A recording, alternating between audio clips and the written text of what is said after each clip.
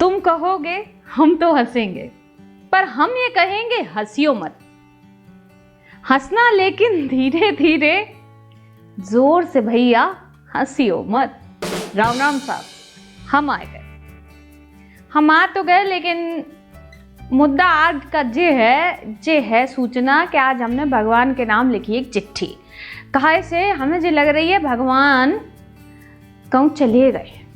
वैसे लोग बाग जे कहते हैं भगवान अपने ही अंदर होते हैं, कोई जे कहता है कि भगवान तो हर जगह है, सबके मन की बात जान लेते हैं। लेकिन हम जे सोचने पे मजबूर हो गए कि अगर भगवान हैं और वो मन की बात जानते हैं तो फिर किसान इतने परेशान क्यों हैं? क्यों इतने कुंटल 24,000 कुंटल गेहूं सड़ गया? अरे इतना आदमी खा लेता जो भूखे मर रहे हैं।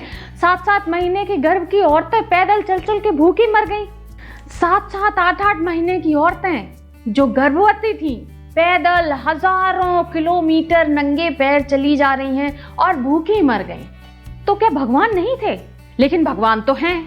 भगवान का भवन बन रहा है, समझे? बड़ी खुशी की बात है। और भैया जा देना 4 जनिन ने बरसन बाद बैठ के फैसला सुनाओ तो हम उन्हें घी के दिया जलाए, और जिन पे घी ना तो उनने तेल के जलाए। जिन पे सब्जी के लिए तेल नहीं था उनने भी तुम्हें तुम्हारा भवन मिल रहा है इसके लिए दिए जलाए, खुशी मनाई कि तुम्हें घर मिल रहा है।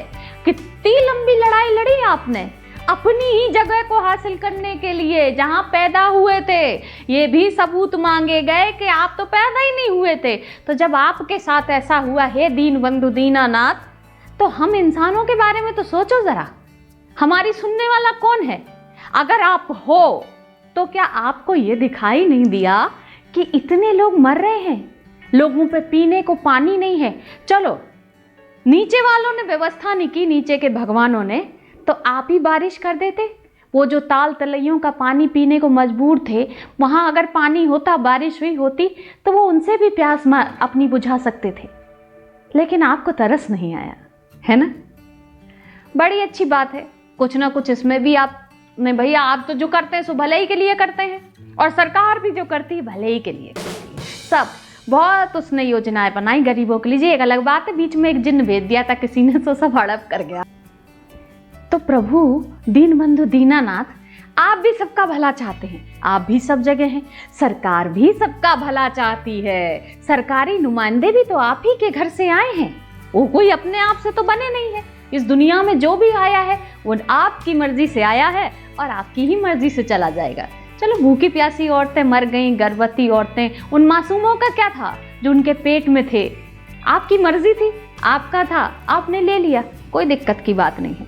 अब सरकार भी बहुत अच्छी है क्योंकि आपने बनाई है ना, और हमने, क्योंकि आपने हम बनाए और हमने सरकार बनाई। सरकार भी बहुत अच्छी, इतनी बढ़िया बढ़िया योजनाएं बनाती है गरीबों के लिए। मुफ्त अनाज, मुफ्त बिजली, मुफ्त पानी, मुफ्त लैपटॉप, मुफ्त ये, मुफ्त वो, और मुफ्त मौत, सब कुछ मुफ्त। योजनाएं बहुत अच्छी अच्छी हैं, बट ये है कि मौत के अलावा और बाकी कोई योजनाएं गरीबों तक पहुंच नहीं पाती। इसी बात का दुख है। और सबसे बड़ा दुख इस बात का है कि जिन्होंने आपके घर पहुंचने के लिए दिए जलाए थे ना, उन पे तो रहम कर लो। जो लोग मतलब आपको आपकी जगह मिलने पे इतने खुश थे, आप इतनी सी उन पे दया दिखा दो। सरकार की दया अगर उन तक नहीं पहुंच पा रही तो आप तो सर्वत्र विद्यमान हैं, आप तो उन तक अपनी दया की थोड़ी सी बौछार पहुंचा सकते हैं ना प्रभु। तो हमारे खत का जवाब दीजिएगा। और हम आपसे सवाल कर रहे हैं एक, कि देखिए प्रभु जी, आपकी जो झांकी सजा रहे हैं ना, जो आपका भवन बना रहे हैं, उन मजदूरों से कभी अकेले में अपने ही भवन में कोने में ले जाके बात पूछिएगा एक बार, क्या उनके सर पे छत है? अगर नहीं है, ज़्यादातर लोगों के सर पे छत नहीं है, तो उनके लिए फूस की झोपड़ी ही डलवा देना। और चलते चलते राम जी, एक आपसे और दरख्वास्त है कि आपने इतनी सारी चीज़ें बनाई हम इंसानों के लिए, हमारा दुख दर्द समझने के लिए सरकार बनाई, सरकार हमारा बहुत अच्छे से दुख दर्द समझ रही है और अपने रूप में डॉक्टर भेज दिए। वाकई में असल भगवान है वो, वाकई में बहुत अच्छे हैं। वो ना हो तो शायद ये धरती पे जो अभी थोड़ा सा बैलेंस है ना, वो नहीं हो पाता। और खाकीधारी जो है ना, वो भी भगवान है, वो भी आप ही ने बनाए हैं, है ना? उनके अंदर भी आप ही विद्यमान हैं।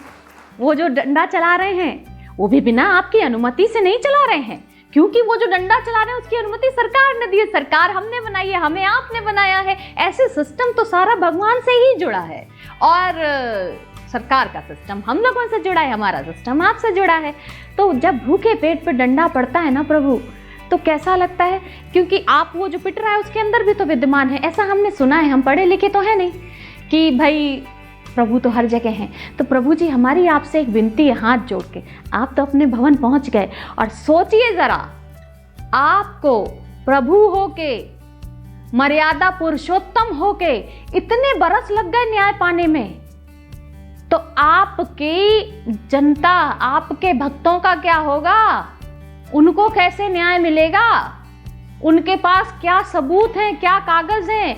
कुछ भी नहीं है प्रभु, समझिए। और तो और सबसे बड़ी बात यह है, कई बार हमको प्रभु बुरा मत मानना, हम कान पकड़ रहे हैं, हमको कई बार ऐसा शक भी होता है और हम उठ के बैठ जाते हैं प्रभु जी, क्योंकि आप तो अत्रवत्र सर्वत्र हैं, कि हमको तो कई बार ऐसा लगता है कि आपको या तो किसी पार्टी विशेष ने खरीद लिया या आप किसी राजनीतिक दल के सदस्य हो गए हैं। हमको ऐसा मालूम होता है, क्योंकि आप मर्यादा पुरुषोत्तम हैं, और अगर आप मर्यादा पुरुषोत्तम हैं तो आपकी मर्यादाएं भी तो हैं। फिर आप कैसे भूल गए अपनी मर्यादाएं? क्यों आपके भक्त सड़क पर चलते चलते मर जा रहे हैं? क्यों आपके भक्तों के पास खाने को खाना नहीं है? क्यों? उस 3 साल के मासूम की क्या गलती थी हे प्रभु, ये बताओ, जो अपनी माँ के शव से खेल रहा था, उसे लग रहा था ये माँ उठेगी और अभी दूध पिलाएगी। प्रभु उस पर तो रहम करो। खैर चलो, आपकी महिमा आप जानो। और प्रभु इन नेताओं वेताओं के चक्कर में आप मत पड़ना, आप अपनी दया दृष्टि अपने भक्तों पे बनाए रखना, क्योंकि भक्त जो है ना आजकल 2 भागों में बट गए हैं, कोई इसका भक्त कोई उसका भक्त, लेकिन हम तो आप ही के भक्त हैं प्रभु, इसलिए हम पे अपनी दया बनाए रखना। और जाते जाते हमारे सवालों का जवाब अगले खत में हमें देना ज़रूर, हम इंतज़ार करेंगे, हमारी चिट्ठी का जवाब देना ज़रूर, क्योंकि आप मर्यादा पुरुषोत्तम हो। प्राण जाए पर वचन न जाए, जवाब चाहिए ज़रूर प्रभु आपसे। हम आपके भक्त हैं, वो वाले भक्त नहीं हैं। इसी बात पे करिए हमारे चैनल को लाइक, सब्सक्राइब और शेयर। हाँ, कैसे हमारा प्रोग्राम बेहतर हो, इसके लिए हमें आपके सुझावों की भी बहुत ज़रूरत है। तो कमेंट बॉक्स में जाइए, हम क्या बेहतर कर सकते हैं आपके लिए, आपकी सेवा में, और क्या नया ला सकते हैं जो आपको पसंद हो, हमें कमेंट करके बताइए।